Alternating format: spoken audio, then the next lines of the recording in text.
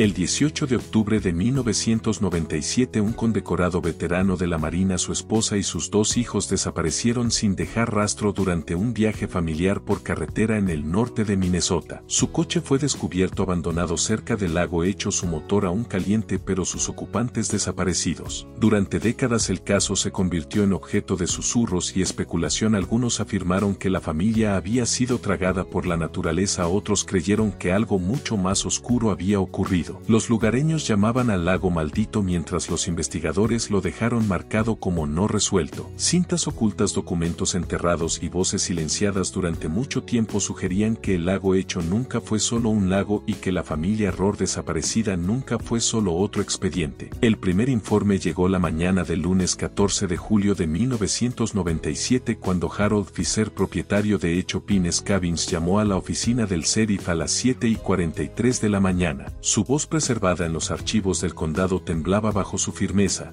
No sé qué más hacer. Su coche todavía está aquí. Todas sus cosas están en la cabaña, pero la familia ha desaparecido. Hablaba de los Rohr. Daniel Rohr, de 42 años, era un hombre de la Marina retirado, de complexión cuadrada y un bigote erizado, con el aspecto de alguien que llevaba la disciplina como una segunda piel. Su esposa Clare, de 38 años, enseñaba segundo grado en de luz, cabello castaño rojizo largo y una sonrisa que los vecinos llamaban sol instantáneo. Sus hijos Evan, de 9 y Sara, de 6, eran inseparables. Los palos se convertían en espadas, las sillas en fortalezas. Se habían registrado en la cabaña 7 el 11 de julio. Harold los recordaba claramente.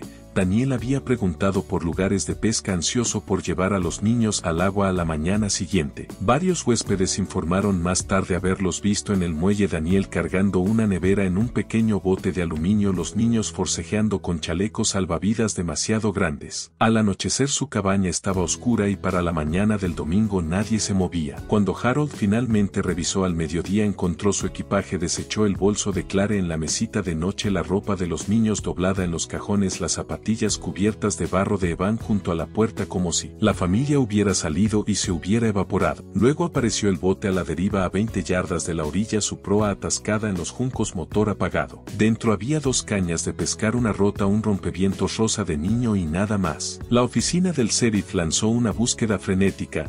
Botes peinaron el lago, voces resonaron en la niebla, buzos se lanzaron bajo la superficie, el sonar barrió las profundidades, ganchos arrastraron el cielo. Durante 3 días nada salió a la superficie, ni cuerpos, ni huellas, ni pistas. Lo que más recuerdan los residentes no es el rugido de los helicópteros o los motores cortando la neblina, sino el silencio después, cuando el lago no devolvió nada. El lago Hecho, conocido desde hace mucho por su acústica inquietante, comenzó a cargar con relatos más oscuros. Algunos afirmaban que en noches brumosas se podía escuchar débilmente el grito de una mujer a través del agua. Oficialmente el sheriff Paul Lindon resumió el caso con bluntitud: familia de 4 presuntamente ahogada. La búsqueda no arrojó restos, pero las inconsistencias se negaban a desvanecerse. El entrenamiento naval de Daniel lo convertía en un nadador experto, ninguno de ellos llevaba chalecos salvavidas, el bote estaba intacto en lugar de volcado y los perros detectores de cadáveres marcaron cerca de los pilotes del embarcadero, donde los buzos no encontraron nada. Se difundieron rumores, tal vez la familia había fingido su desaparición o tal vez rituales más oscuros ligados a las supuestas profundidades sin fondo del lago eran los culpables. Para el otoño el frenesí mediático se desvaneció, el caso archivado como un ahogamiento no resuelto, y los parientes de la familia celebraron un servicio conmemorativo sin cuerpos, 4 velas encendidas, 4 nombres pronunciados, nada descansado.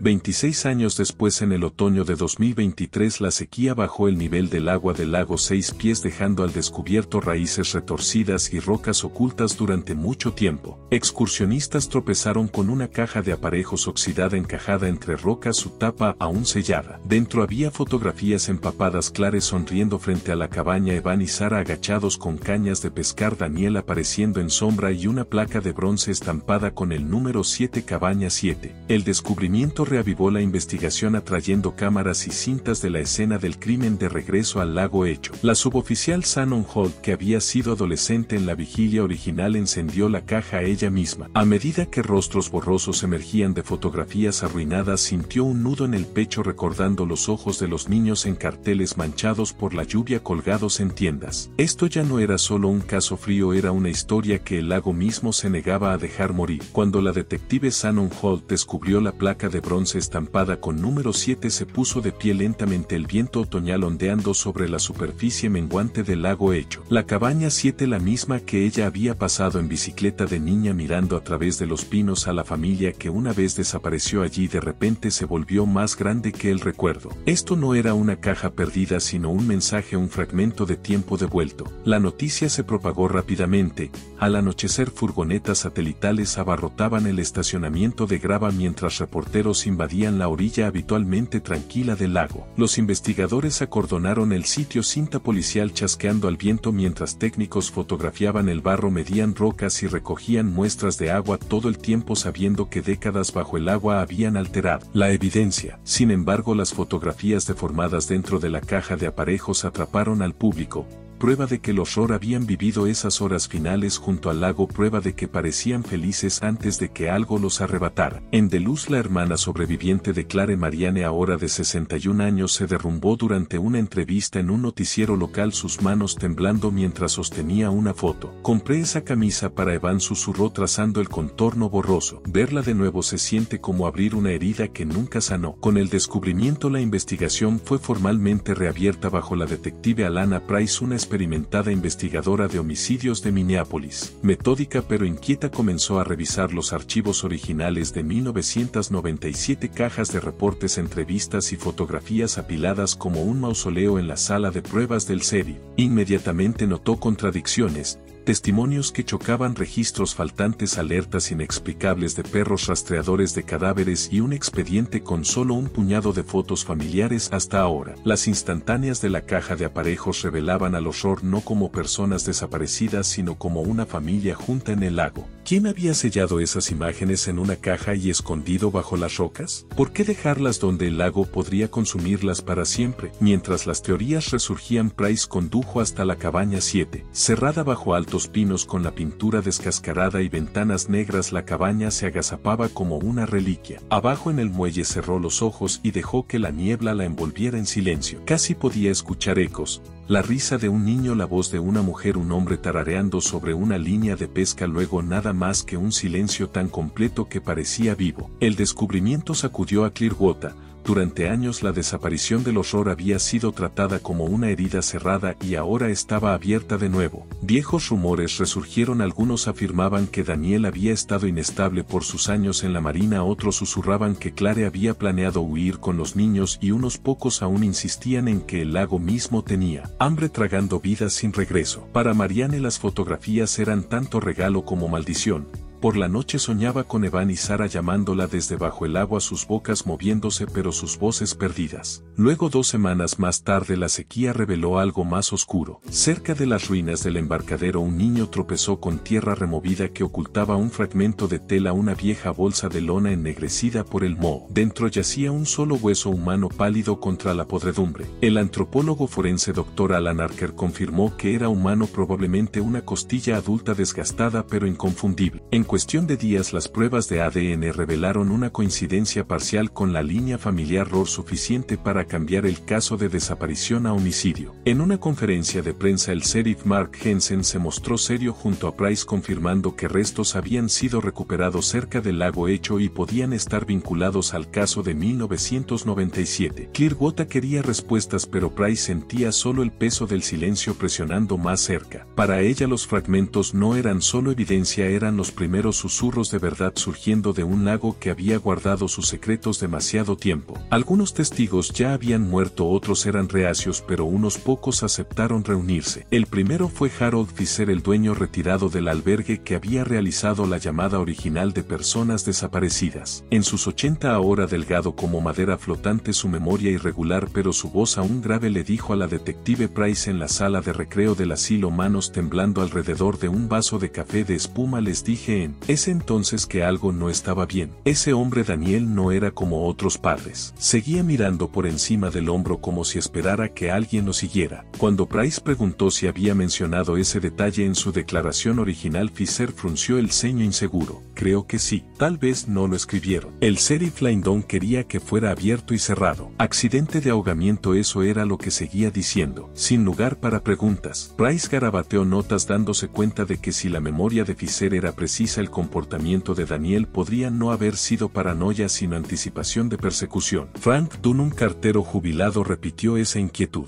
En 1997 entregaba en las cabañas 2 veces por semana y recordaba que Daniel le preguntaba por los caminos traseros insistiendo en cuáles estaban pavimentados, cuáles llevaban hacia de luz. Parecía nervioso como si estuviera planeando algo, admitió Dunn. Price sabía que esos tranquilos caminos de verano en 1997 no se trataban de tráfico, eran rutas de escape. A medida que la investigación se profundizaba, el historial naval de Daniel surgió con vacíos inquietantes. Su expediente listaba despliegues en el Golfo con decoraciones y una baja honorable, sin embargo secciones enteras estaban tachadas, asignaciones borradas. La solicitud formal de Price para el archivo completo fue recibida con silencio y cuando presionó más el Pentágono la detuvo con una frase que la heló: seguridad nacional. Si Daniel cargaba secretos cuando desapareció, entonces el lago Hecho puede que no haya sido simplemente unas vacaciones familiares. Mientras tanto, Clearwater luchaba con sus recuerdos. Las vigilias a la luz de las velas fueron revividas, vecinos reunidos en sótanos de iglesias intercambiando teorías como moneda, el coche dejado atrás, el bote a la deriva, los chalecos salvavidas faltantes y siempre el silencio del agua. Price caminó la orilla una noche, el barro crujiendo bajo sus botas mientras se detenía cerca de las ruinas del embarcadero donde se había encontrado el hueso. Imaginó a Evan en su camisa de rebajas, a Sara en su rompevientos rosa, risas derramándose a través del lago. Pero la imagen de Daniel se entrometía inquieto, escaneando la línea de árboles, preguntando por caminos que llevaban lejos. ¿Estaba protegiendo a su familia o llevándolos hacia algo que solo él podía ver? Entonces llegó el informe del laboratorio. El fragmento de hueso tenía marcas de corte deliberadas del tipo hechas por un cuchillo. Esto no fue un ahogamiento. Los ROR habían sido silenciados, su evidencia enterrada bajo el agua como si el propio tiempo estuviera destinado a borrar la verdad. Días después, Marianne Barrett se sentó sola en su casa adosada de Deluz cuando sonó su teléfono fijo, un aparato que pocos usaban ya. El sonido la sacudió. Contestó y después de una pausa vino una respiración débil, luego un susurro: deja de escarbar. La línea murió. Aterrada se lo contó a Price, que condujo de inmediato. Los ojos de Marianne estaban hundidos, sus manos inquietas. No sonaba como una broma, insistió. Alguien estaba mirando. Price se adentró más en el pasado de Daniel, reuniéndose con Richard Hall, un veterano de la Marina que había servido junto a él. Durante un café en un restaurante de St. Paul, Hall la advirtió: algunas puertas no están destinadas a abrirse. Cuando fue presionado, admitió que Daniel había sido arrastrado a misiones fuera de los libros. Cuando volvió era diferente, sus ojos nunca dejaban de moverse, y los hombres en esas misiones,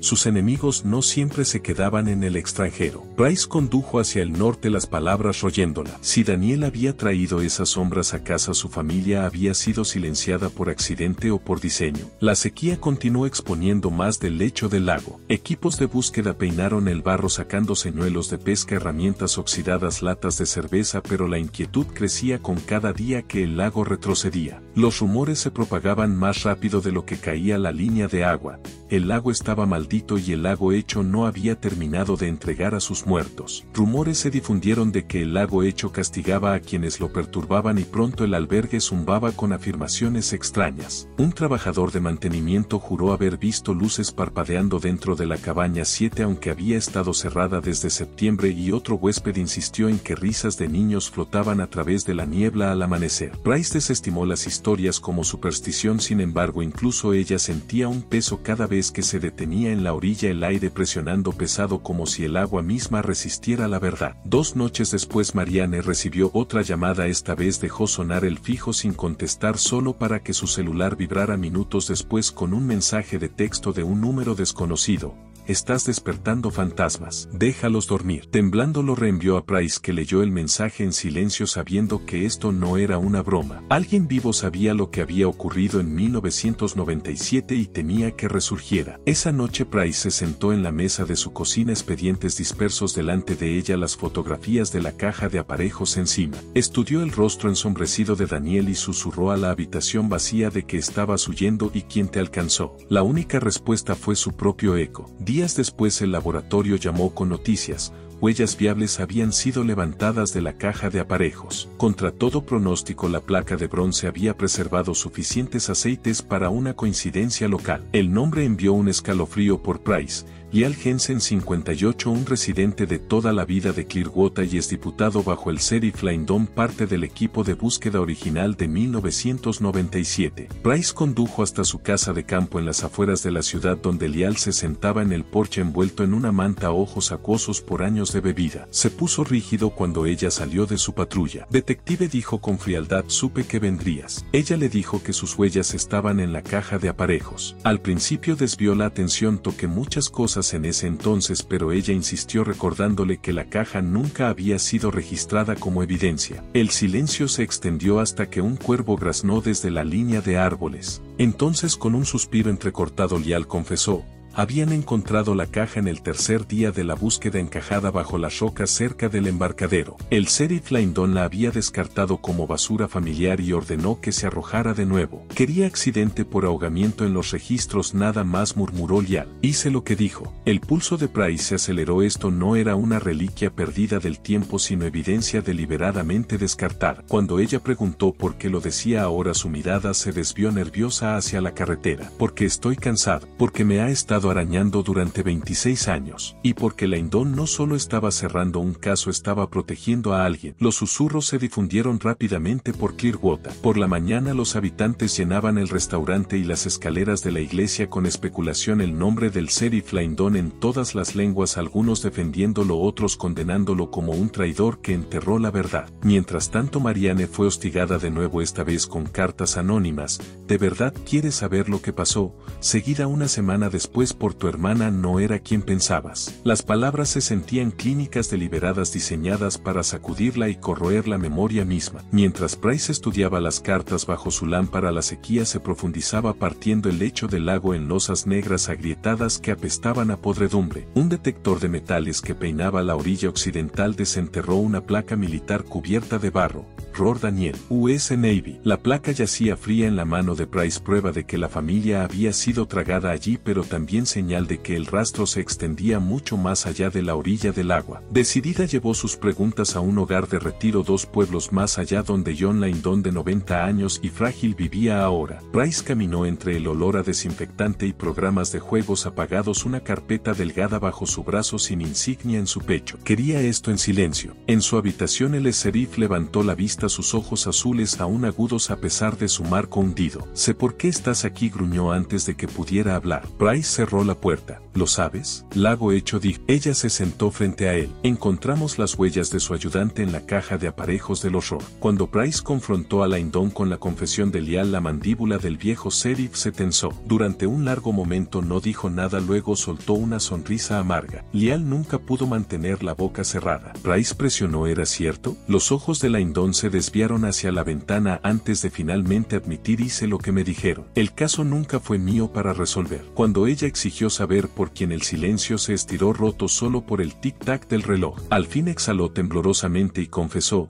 2 hombres con trajes habían llegado 3 días antes de que los Rohr desaparecieran, placas gubernamentales en su coche, credenciales que se le prohibió copiar. Afirmaban ser de defensa y querían saber si un marino llamado Daniel Rohr se había registrado en las cabañas. Lo había hecho. Le advirtieron que mantuviera la calma si pasaba algo. El pecho de Price se apretó. Agentes federales ya estaban rondando a Daniel antes de que la familia desapareciera. La voz de Lyndon se quebró con ira y arrepentimiento. La gente quería respuestas, el gobierno quería silencio. Les di a ambos. Llámalo obstrucción, llámalo supervivencia, pero no pienses que Clearwater podía enfrentarse a Washington. Si yo hubiera presionado, ellos nos habrían pasado por encima y enterrado la verdad más profundo que el fondo. De hecho, por primera vez Price no vio malicia en él, sino un hombre roto, atormentado por los rostros de los niños que dejó allá abajo. Lo dejó con sus fantasmas, pero la inquietud la roía. Agentes federales en el lago hecho, expedientes navales tachados, Daniel preguntando por caminos traseros. Esto no era una tragedia local, sino algo más grande.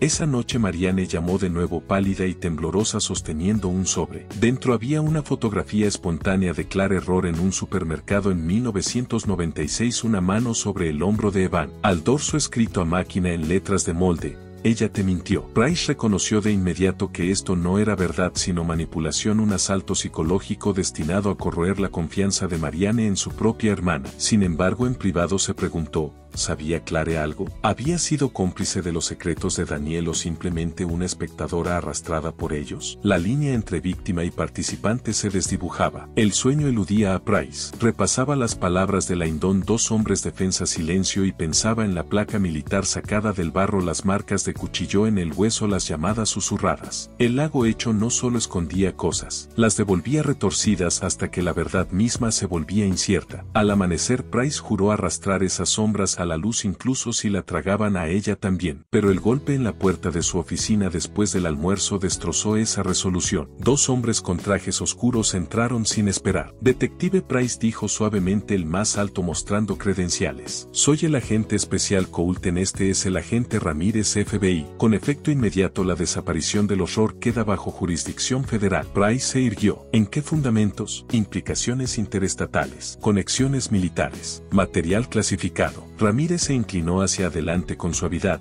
Detective, odiaríamos que se encontrara en aguas más profundas de lo que se da cuenta. Dejaron una transferencia de jurisdicción firmada sobre su escritorio. Sola Price miró el papel hasta que las palabras se volvieron borrosas. Esa tarde condujo a casa por la ruta larga. 2 veces notó un sedán oscuro en su retrovisor, luces delanteras constantes imitando cada giro. Cuando regresó hacia la autopista desapareció. En casa corrió las cortinas y por primera vez en su carrera colocó su arma de servicio en la mesita de noche antes de dormir. El sueño no llegó fácilmente. Las llamadas de Marianne se volvieron más frecuentes. Una mañana, su voz rota hasta quebrarse, me enviaron otra foto. La siguiente fotografía llegó al buzón de Marianne, esta vez de Sara en un parque infantil tomada a distancia. Cuando Price condujo a Deluz para verla, encontró la imagen impresa de manera barata en blanco y negro, el rompevientos de Sara brillando tenuemente, su sonrisa congelada a mitad de movimiento. En la parte inferior, garabateadas en tinta, estaban las palabras: los hijos pagan por los pecados de los padres. Las manos de Marianne temblaban mientras la entregaba. ¿Qué quieren de mí?,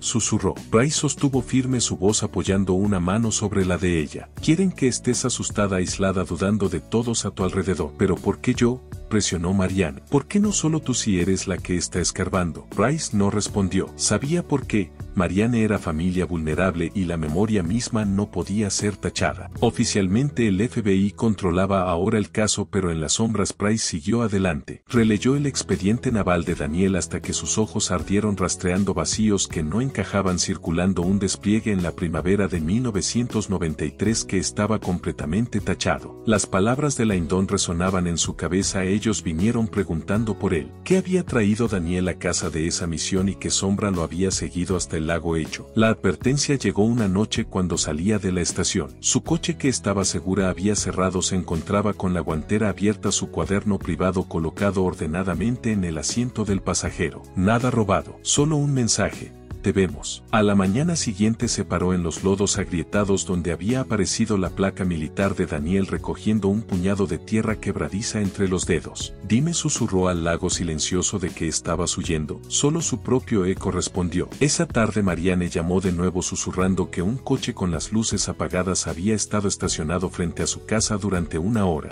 Price corrió a Deluz, pero cuando llegó el coche había desaparecido, huellas de neumáticos marcadas en la acera. Marianne se encontraba pálida en la puerta sujetando su bolso. Están intentando romperme, dijo. Price la abrazó con fuerza aunque su propio corazón retumbaba. Entonces no nos rompemos, luchamos. Pero incluso mientras lo decía, la duda se enroscaba dentro de ella. Si manos federales habían estado moviendo los hilos en 1997, ¿qué posibilidades tenían ahora 2 mujeres? Días después, un sobresencillo apareció bajo el limpiaparabrisas de su coche. Dentro había un recorte amarillento de periódico de 1998. Familia todavía desaparecida. Búsqueda en lago hecho cancelada. Un círculo rojo marcaba la firma: Arthur Bellamy, Clearwater Gazette. Price recordaba vagamente el nombre. Esa tarde condujo hasta su bungalow en las afueras del pueblo, persianas cerradas, porche abarrotado de pilas de periódicos viejos. Arthur Bellamy, de casi 70 y tantos, frágil pero de mirada aguda, abrió la puerta. Detective Price, dijo suavemente, me preguntaba cuándo vendrías. Dentro de su sala de estar había un mausoleo de titulares, cajas de archivos archivos apiladas como barricadas. De un armario sacó una carpeta delgada. Lo intenté en ese entonces, dijo en voz baja. Había rarezas, hombres extraños en el pueblo, preguntas que no encajaban en un caso de personas desaparecidas. Pero cuando presioné, mi editor me apartó. Dijo que la presión venía de fuera. Lo siguiente que supe es que estaba cubriendo ferias del condado. Price abrió la carpeta, notas, recortes y una sola fotografía de Daniel Rohr parado frente a Superior Self Storage en Duluth, agosto de 1997, 2 meses antes de la desaparición. Su pulso se aceleró. Él alquiló una unidad. Arthur asintió. Pagos en efectivo. No a su nombre, pero lo rastreé. Cuando intenté preguntar al encargado me bloqueó. Esa noche Price condujo hasta la instalación filas de puertas de metal corrugado brillando bajo luces amarillas, alambre de púas enroscado sobre la cerca de eslabones de cadena. Observó a los inquilinos entrar y salir sabiendo que su placa no significaba nada allí y que una orden federal era imposible. Al día siguiente probó otro enfoque. El encargado, un hombre enjuto con dedos manchados de nicotina, frunció el ceño ante su solicitud. Lo siento, no puedo divulgar información de inquilinos. Privacidad federal. Price sonrió débilmente. ¿Incluso si el inquilino ha estado muerto durante 26 años? Sus ojos se movieron vacilando. Finalmente murmuró, nada bajo ese nombre, pero desplazándose más, tenemos una unidad que ha sido pagada en efectivo sin nombre desde 1998. En un trozo de papel escribió el número casi a regañadientes: 143. Esa tarde Price regresó con Arthur Bellamy. Juntos caminaron por las filas de grava bajo el zumbido de las luces de seguridad, deteniéndose ante la puerta rojo óxido de la unidad 143, sus pasos resonando en el silencio. El aire dentro de la unidad 143 olía a óxido y metal frío, el candado quebradizo por la edad. La mano de Arthur tembló al tocarlo. Si lo han mantenido pagado todos estos años, susurró dejando la frase en el aire. Price escaneó las filas de puertas sintiendo ese cosquilleo de ojos invisibles y murmuró, lo que sea que esté aquí, alguien quiso enterrarlo. Arthur asintió sombrío. Entonces ahí es donde vive la verdad. Esperaron hasta la medianoche antes de forzar la entrada. Price, usando viejas herramientas de apertura que había confiscado, su pulso martilleando mientras el candado se rompía y la puerta chirriaba hacia arriba. El olor a polvo y aceite se filtró en la noche. Sus linternas cortaron un espacio sorprendentemente ordenado, contenedores plásticos apilados en filas, cajas etiquetadas con números y al fondo un baúl de acero como un centinela. Arthur susurró, esto se ve menos como almacenamiento y más como archivos. Dentro de los contenedores había carpetas repletas de fotografías, tomas de vigilancia de desconocidos frente a restaurantes y oficinas de correos, imágenes con teleobjetivo de matrículas, incluso sitios militares, cada una fechada con la mano de Daniel de 1993 a 1995. En cuadernos su escritura apretada giraba, en taquigrafía codificada la palabra hecho garabateada una y otra vez junto a coordenadas, acrónimos, fragmentos de advertencia. Bajo uniformes navales doblados en el baúl encontraron un sobresellado: si algo me pasa. Price rompió el sello, la garganta apretada. Las palabras de Daniel se derramaron escritas a clare: se me ordenó nunca hablar de ciertas cosas. Si estás leyendo esto, fracasé. No confíes en nadie de la base. No confíes en nadie que pregunte por hecho. Harán que parezca un accidente. Siempre lo hacen. La tinta estaba corrida como si alguna vez húmeda de agua o lágrimas. Arthur susurró, Dios mío. Él lo sabía. Un crujido de grava los congeló. A través de las rendijas de la puerta de la unidad una figura se movía, un abrigo oscuro, un destello de cigarrillo, un giro lento de la cabeza. Después de una eternidad la sombra subió a un vehículo y se marchó dejando un silencio más pesado que antes. Nos están vigilando, susurró Arthur. Siempre lo estuvieron, respondió Price. Trabajaron rápido fotografiando todo antes de restaurar la unidad y cerrarla con un candado de reemplazo. Sin embargo, al alejarse los faros delanteros de su coche captaron huellas frescas de neumáticos corriendo paralelas a las suyas. Alguien más había estado allí esa noche, quizá muchas noches antes. De regreso en su apartamento, Price extendió los cuadernos y fotografías sobre su mesa de cocina. Cada fragmento contaba la doble vida de Daniel, un hombre dividido entre la familia y la sombra, perseguido por secretos ligados a hecho. Alguien había mantenido esa unidad sellada durante 26 años, protegiendo su contenido de la luz del día. Harán que parezca un accidente. Siempre lo hacen, había escrito Daniel. Price susurró a la habitación vacía, esta vez no. Pero incluso mientras lo juraba sentía el peso de ojos invisibles, las llamadas nocturnas, las luces en su espejo retrovisor. La tormenta tormenta se acercaba y el lago hecho era solo el principio. Durante 2 noches ella y Arthur trabajaron en los cuadernos. Al principio la escritura era caos, pero lentamente emergieron patrones, cadenas de números que se repetían coordenadas. Price las trazó en un mapa y observó alfileres rojos brotar por Minnesota, pequeños pueblos, lagos, carreteras olvidadas. Pero un grupo la dejó sin aliento,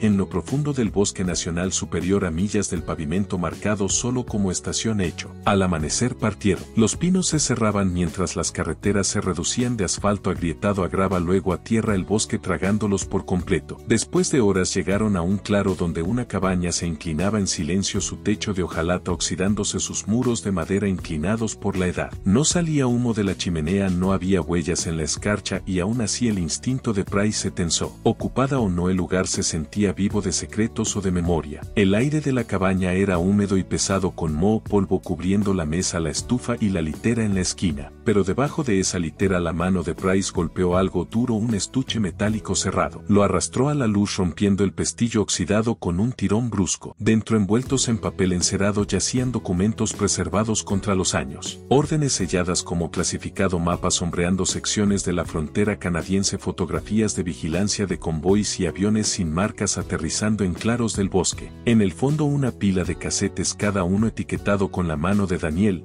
hecho /diagonal 97. La mano de Arthur tembló al levantar uno. Él los estaba grabando.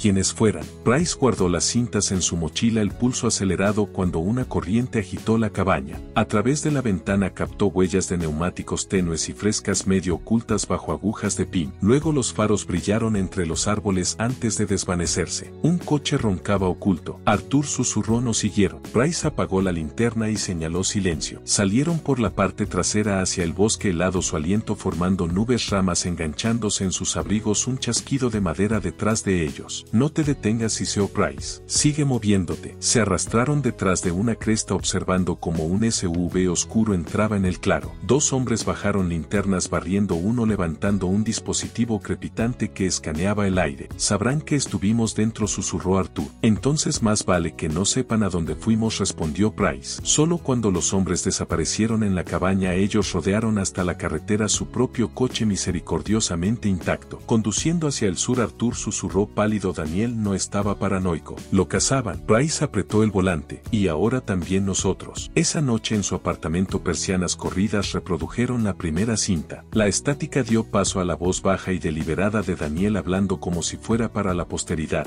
2 de agosto de 1997, Cabaña Segura. Lo llaman Operación Hecho. Nadie me dirá qué significa hecho. Aviones por la noche, camiones sin placas, carga desconocida. Clare merece saber por qué hombres de traje vienen a mí en lugar del mando. Si esta es mi última entrada, Clare, lleva a los niños y vete. No confíes en el lago. No confíes en nadie que diga que está aquí para ayudar. La cinta siseó hasta el silencio. Las manos de Price temblaban al rechazarla. Arthur susurró: "Él lo sabía". La segunda cinta comenzó con botas crujiendo sobre la grava, luego voces: "Esta noche es la entrega. Mantén a la familia fuera de la vista hasta que termine". Otra voz más dura mandando: "Sin testigos. Ya sabes el procedimiento. Si no coopera, húndelo. Hecho se mantiene limpio". Las palabras se cortaron en estática, dejando húndelo resonando en los oídos de Price. Su estómago se torció. Esto no era paranoia, sino conspiración hablada en voz alta. La tercera cinta fue peor. La respiración entrecortada de Daniel, luego su voz en pánico: "12 de septiembre. Han estado vigilando la casa. Clare no me cree, pero los niños lo ven, camiones por la noche junto a la orilla. Dijeron que si no lo entrego vendrán por ella. No puedo". Un fuerte golpe, gritos, puertas azotándose, un grito de niño débil pero inconfundible. Luego silencio, como si la cinta hubiera sido arrancada de la grabadora. El rostro de Arthur estaba blanco. Esa fue la noche. Tenía que serlo. Price permaneció rígida, corazón martilleando, oyendo el grito del niño una y otra vez. Ya no estaban escuchando evidencia, estaban escuchando fantasmas. Arthur susurró: "Tenemos que entregarlas. No pueden enterrar esto si está en el registro". Price negó con la cabeza: "Si lo damos a la oficina desaparece. Igual que los Ro". Miró al techo. "Necesitamos otra manera". Esa noche, reproduciendo en su mente la voz grave: "Sin testigos, húndelo". Algo llamó su atención. Sacó los viejos archivos de la Indon, hojeando reportes quebradizos hasta que su dedo aterrizó en una lista de contratistas de finales de los 90, empresas de seguridad privada que habían trabajado con la policía local. Un nombre estaba subrayado: Charlie es? Price lo susurró para sí misma las sílabas pesadas. El nombre Kes permaneció como una sombra en la mente de Price, la voz grave de la cinta ahora cargada de peso, mando y amenaza. Si Charles Kes había estado en el lago Hecho en 1997, la desaparición de Daniel Rohr no fue un daño colateral, fue una ejecución. Mientras el amanecer se filtraba por sus persianas, Price se sentó rodeada de archivos, fotografías y la pila de cintas como centinelas silenciosos. Daniel había dejado migas de pan a lo largo de décadas, pero los hombres que lo silenciaron aún estaban afuera y ahora ella tenía pruebas de que matarían para mantener Hecho enterrado. Kes no era un contratista ordinario. En los 90 había dirigido una empresa de seguridad privada especializada en operaciones sensibles, mercenarios veteranos, hombres entrenados para desaparecer en la naturaleza con órdenes que nadie cuestionaba. Arthur se inclinó sobre su hombro. Si esa era su voz, entonces Kes estuvo allí cuando los Rohr desaparecieron. Price cerró el archivo. Entonces lo encontramos. Siguiendo corporaciones fantasma, descubrieron Black Pines Development, un grupo inmobiliario de papel propietario de parcelas remotas de tierra, incluyendo un aserradero abandonado comprado en 1998 cerca del lago Hecho. Al anochecer condujeron profundamente en el bosque, el depósito alzándose como un cadáver, techo hundido, ventanas negras, la puerta entreabierta. Dentro el aire olía a aceite y moho. Maquinaria oxidada alineaba las paredes, pero en el centro se encontraba algo nuevo.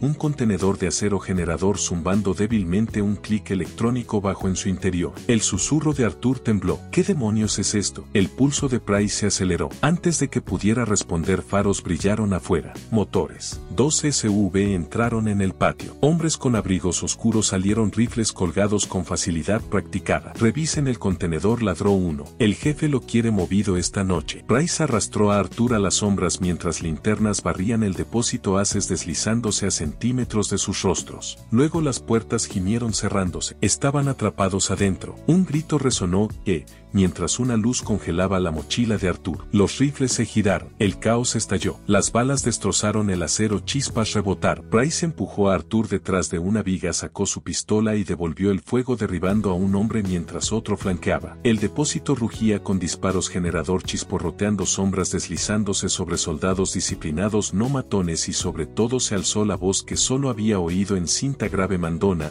vivos si pueden. Tienen las cintas. La adrenalina se desbordó. Price agarró a Arthur arrastrándolo hacia una puerta lateral, disparos persiguiéndolos en la helada noche. Se lanzaron al bosque, ramas arañando corteza, explotando a su alrededor mientras los rifles tronaban. Solo cuando los disparos se desvanecieron, colapsaron contra un tronco caído, jadeando. La voz de Arthur temblaba. Ese era él. Ese era Kes. El pecho de Price se agitaba, pistola resbaladiza en su mano. Y ahora él sabe que no solo estamos husmeando, somos una amenaza. De regreso en Clearwater, la tormenta se acumulaba. Sobre café frío en el restaurante, Arthur susurró: ya no podemos huir. Si Kes sabe que tenemos la cinta, seguirá viniendo hasta que uno de nosotros caiga. Price asintió. Entonces se lo llevamos a él. El plan era temerario: atraerlo al lago Hecho, con las propias palabras de Daniel. Esa noche la orilla yacía negra y silenciosa, viento de noviembre cortando a través del muelle. Price colocó una grabadora sobre las tablas, la voz de Daniel derramándose en la noche: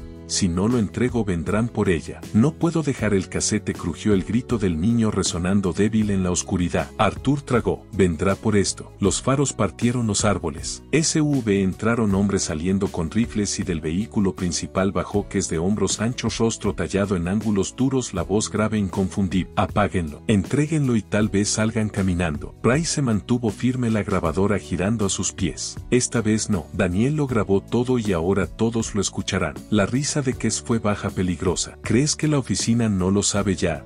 ¿Crees que a alguien le importará lo que dijo en cinta un hombre muerto? La voz de Arthur se quebró contra el viento. Los mataste, Clare Evans Sara. Los ahogaste aquí. Los ojos de Kes se entrecerraron. Colateral. Daniel no quiso cooperar y Hecho tenía que mantenerse limpio. Sus hombres se desplegaron, rifles en alto. Price levantó su pistola. Entonces responderás por ello. Por un segundo suspendido, la noche contuvo la respiración, las olas lamiendo la cinta, girando. Luego el fuego de armas destrozó el silencio. Price se lanzó arrastrando encontrando a Arthur detrás de un pilote mientras las balas destrozaban el muelle, devolvió el fuego y abatió a uno de los hombres de Kes mientras Arthur aferraba las cintas blanco de terror. Kes avanzó entre el caos hundiendo todo. Sin pruebas, sin testigos, y Price rodó desde la cobertura, disparó 3 tiros limpios y derribó a otro pistolero. Arthur lanzó una bengala que bañó la orilla en un rojo infernal mientras Kes avanzaba rifle en alto, los años de trabajo en la sombra tallados en su rostro. Daniel tenía razón, gritó Price. Lo escenificaste todo, el accidente, el hundimiento, las mentiras. Kes burló. Era débil, rompió el protocolo. Yo terminé el trabajo. Su disparo astilló la madera a centímetros de su cabeza. Su respuesta lo golpeó en el hombro. Dejó caer el rifle, sacó una pistola y la enfrentó al borde del muelle, aliento humeante. No puedes detener, hecho, gruñó. No puedes detener lo que está enterrado. No necesito hacerlo, dijo Price firme como el acero. Solo necesito arrastrarlo a la luz. Su disparo lo empujó contra un pilote. Su arma cayó al lago mientras los hombres restantes huían hacia los árboles, motores rugiendo al alejarse. Kes yacía jadeando desafiante incluso mientras la vida se le escapaba. Arthur temblaba junto a la grabadora encendida mientras la voz de Daniel se superponía al aliento moribundo del hombre. No confíes en el lago. No confíes en nadie que diga que está aquí para ayudar. Price se arrodilló. Termina aquí. El labio de Kes se torció. No tienes idea de lo profundo que llega. Sus ojos se vidriaron. El último aliento salió con un estertor, y el silencio reclamó al lago hecho. Se acabó, susurró Arthur hundiéndose sobre las tablas. No, dijo Price levantando la grabadora, está comenzando. Ahora lo contamos todo. El amanecer rompió pálido sobre aguas que habían ocultado demasiado por demasiado tiempo. Las cintas fueron primero al tribunal del condado, no a la oficina. Copias llegaron a un periodista estatal de confianza y al editor de Arthur. En el plazo de una semana, la voz cansada y segura de Daniel Rohr sonaba en la radio pública, una operación en la sombra llamada Hecho y amenazas contra su familia. Oyentes llamaban por cientos recordando los titulares del 97, murmurando sobre helicópteros sin marcas, convoys nocturnos, entregas en la frontera, y la ira se extendió. En la luz inclinada del hospital, Arthur admitió que nunca pensó que escucharía la voz de Daniel fuera de una caja. Price dijo que la verdad rara vez trae paz, solo algo mejor que el silencio. Arthur, con los ojos húmedos, dijo que la paz habría sido encontrarlos vivos. La muerte de Kes fue considerada defensa propia. Sus hombres desaparecieron en la región salvaje. Black Pine se disolvió en el papel. Hecho todavía no existía excepto en cinta. Price regresaba a menudo al muelle donde cayó Kes mientras buzos buscaban de nuevo y no encontraban nada nuevo. Si los Rohr yacían debajo, el lago los mantenía cerca. Una mañana Arthur arrojó flores silvestres al agua. Ellos merecían algo mejor, y el silencio que siguió se sintió más suave. Pasaron meses. La reconstrucción de Arthur, tejida con las cintas de Daniel, se convirtió en un éxito silencioso, un testimonio más que un escándalo, y llegaron cartas de viudas de veteranos, hijos de desaparecidos, prueba de que el silencio puede romperse. Para Price el caso nunca se cerró. Sabía que Kes era una pieza, no el todo. Las advertencias de Daniel aún resonaban. A veces por la noche se despertaba segura de que faros se detenían fuera de su ventana. Mantenía el obituario recortado de Maike Carabay junto a la carta de Daniel: si algo me pasa. 2 hombres arrastrados por la resaca de Hecho, dejando fragmentos atrás. El lago permanecía siendo sí mismo. Pescadores en verano, barrenos en invierno, niños lanzando piedras. La mayoría nunca supo lo que yacía debajo. Pero en noches bajas de niebla los lugareños juraban oír voces en el agua, el tono firme de un hombre, el grito distante de un niño, y Price nunca los desestimaba. En el aniversario ella y Arthur llevaron solo un reproductor de casetes. La voz de Daniel se derramó suavemente en la quietud. Clare, si estás escuchando esto, lo intenté. No dejes que te quiten la luz. No dejes que te quiten la verdad. La cinta giró hacia el silencio. Se quedaron escuchando la oscuridad ondulante y el peso del tiempo inconcluso. No era paz, pero era lo suficientemente cercano para seguir viviendo. El misterio del lago Hecho nunca entregó una respuesta final, pero las preguntas vivían, las voces vivían, y el mundo ya no podía fingir que nunca habían existido.